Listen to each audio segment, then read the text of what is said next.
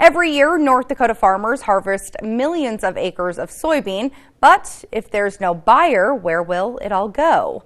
With a trade deal still on hold between China and the U.S., KX News' Tyler Flipson went to a source out the concern from farmers and an ag market specialist to see how our state could be impacted.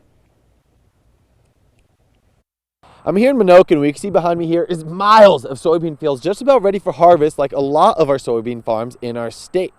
And despite what's said to be a strong year in production for soybeans, what's looming overhead could be some trouble for soybean farmers as far as where these soybeans are supposed to go once they're harvested.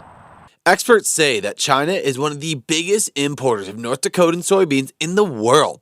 And without a trade deal, there are many unknowns farmers are facing. Let's put it like that. It's a bad storm that is brewing on the horizon, actually, or it's already starting to hit some areas in North Dakota, particularly if you look at basis data and others. The bases are down currently $1.50. And that's quite significant. So you have to sell, if you want to sell your soybeans at a discount currently to get them into the market. At the same time, no beans are moving right now. There are no weekly sales to China, which is a big concern, right? Because of without a purchasing commitment, there's no beans that are going to move out. With the looming concern, North Dakotan farmers are understandably concerned about what the future holds for their crop. We've got 3 million bushels that's just going to be sitting on the ground in our area here that can't get out and doesn't make room for any more soybeans. So that is a concern, and that has ultimately really eroded the basis, which obviously comes off the futures price. And so we are sub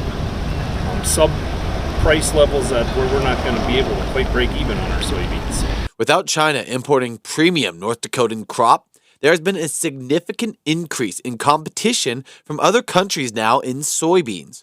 Recently, China had been announcing very large purchases of soybeans from Argentina. Argentina had been dropping the export taxes on those commodities, while the U.S. is supporting Argentina at the same time with significant financial aid.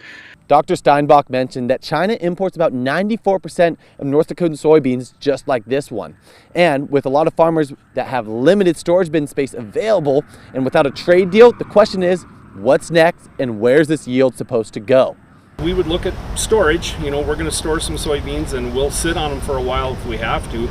Long term, if we get into another year of this, I think we all would agree, or all producers would agree, that it's a little iffy and a little uncertain. So I think there's probably not really a good answer to that question, especially with the American farmer really having upped his game with production practices and technology.